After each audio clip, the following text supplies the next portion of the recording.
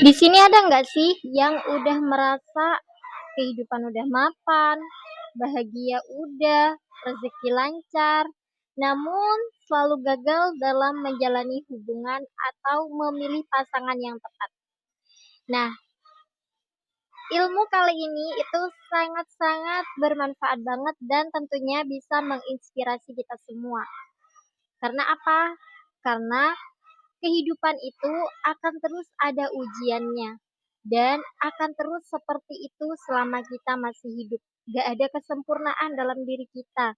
Meskipun Allah sudah melancarkan rezeki kita, meskipun Allah sudah memberikan suatu kebahagiaan misalkan dalam keluarga, tapi yang ketiga selalu salah dalam memilih pasangan.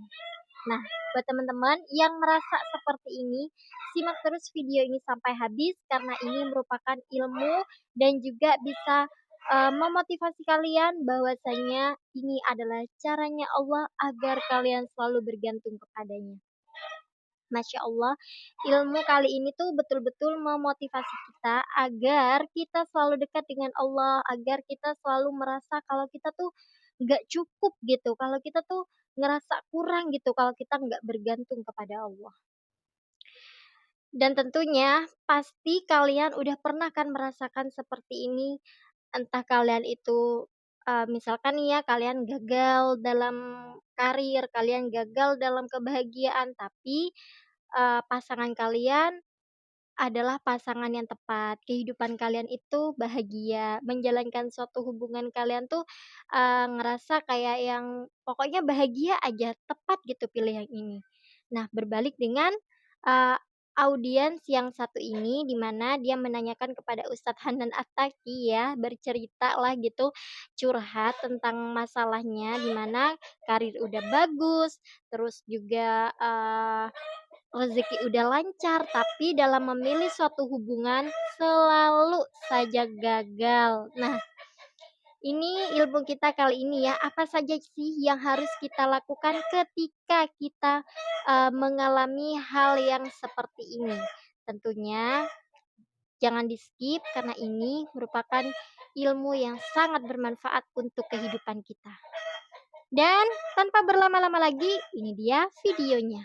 Sekarang saya berada pada fase puncak gelisah karena di hal keuangan, di hal kebahagiaan, rezeki itu lancar, namun pada hal pasangan saya jujur sangat kurang. Di situ ujiannya ya. Jadi gimana ya? Kesuksesan, rezeki, kebahagiaan sudah sangat diberikan oleh Tuhan. Namun ketika berbicara tentang pasangan, baik itu bisa dibilang hubungan, itu saya tidak pernah menemukan yang tepat. Jadi mungkin di sini saya izin untuk bagaimana pendapat dari Ustadz dan apa yang bisa saya lakukan untuk bisa lebih pasrah terhadap apa yang saya terima, seperti itu. Jadi nggak usah berkecil hati, Esa bukan nggak laku. Esa bukan belum ketemu yang tepat, emang belum waktunya ketemu. Makanya saya nebak nih kayaknya masih muda deh. Saya tanya berapa umurnya? 21. Tunggu 2 tahun lagi, Sa. Insya Allah 2 tahun, 3 tahun lagi Esa akan ketemu. Orang kayak Esa insya Allah udah baik, mengalami, tadi bahasanya mengalami banyak kemudahan ya. Kemulusan dalam keluarga dan segala macam, keluarganya juga sayang. Ya nggak lama lah, Sa. Mungkin disuruh fokus dengan kuliah dulu aja. Itu satu ya. Kedua, kalaupun ada yang lain ngerasa relate walaupun umurnya beda. Saya mudah dalam keuangan, saya mudah dalam karir, yaitu pendidikan, kerjaan. Tapi kayaknya rasanya susah banget dalam masalah pasangan atau perjodohan. Gimana Ustadz?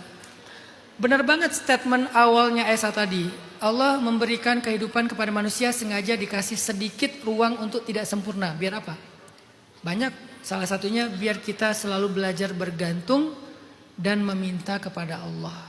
Karena kalau udah dikasih perfect, kita memutuskan hubungan dengan Allah. Karena istaghna tadi. Kalla innal insana layatagha ar-ra'ahu istaghna. Manusia itu akan melampaui batas, akan berbuat dosa, akan sombong ketika dia memandang dirinya istaghna, serba cukup.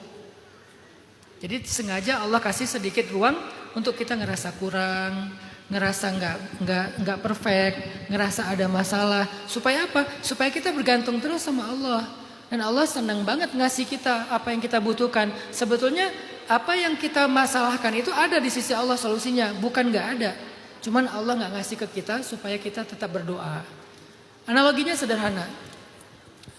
Ini walaupun nggak serius ya, tapi anak saya pernah nanya gini, Bah, kan saya dipanggilnya Baba ya.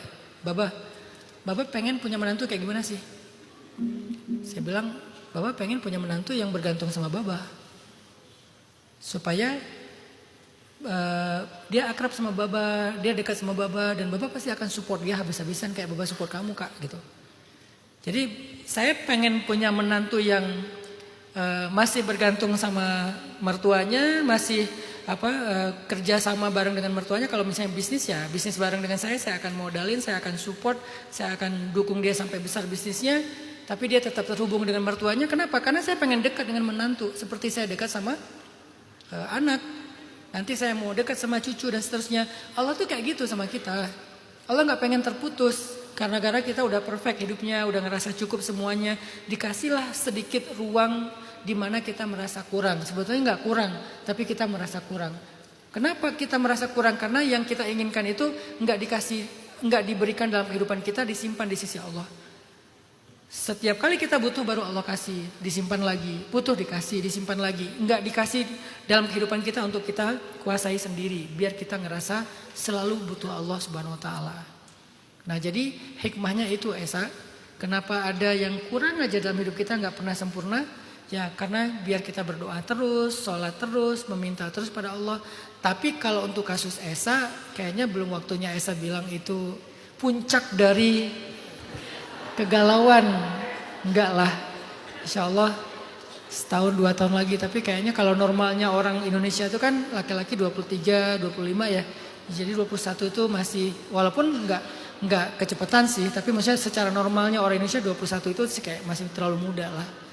Jadi mungkin Esa sekarang lagi disuruh fokus kuliah dulu, beres S2, S3 atau beres S1 nanti Esa dipertemukan. Itu yang kedua ya. Yang ketiga, nah,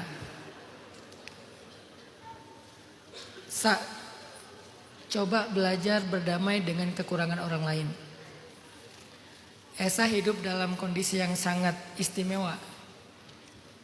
Kadang Esa akan melihat orang yang background keluarganya, masa lalunya nggak semudah Esa. Sehingga dia punya kekurangan-kekurangan dalam behaviornya, dalam finansialnya, dalam penampilannya, dalam banyak hal. Karena ada latar belakang yang membuat dia jadi kayak gitu, berdamailah dengan itu. Karena saya khawatir kalau kita terlalu lama hidup dalam comfort zone, terus kita dapat banyak kemudahan, kita punya ekspektasi yang gak jauh-jauh dari apa yang selama ini kita alamin. Dan menemukan orang dengan ekspektasi kayak gitu kadang-kadang malah bikin kita jadi ngerasa kayaknya aku susah banget deh nemu jodoh. Jangan cari orang yang sempurna, tapi carilah orang yang mau belajar dan menyempurnakan diri. Karena kalau sempurna, cuma Nabi Muhammad yang sempurna.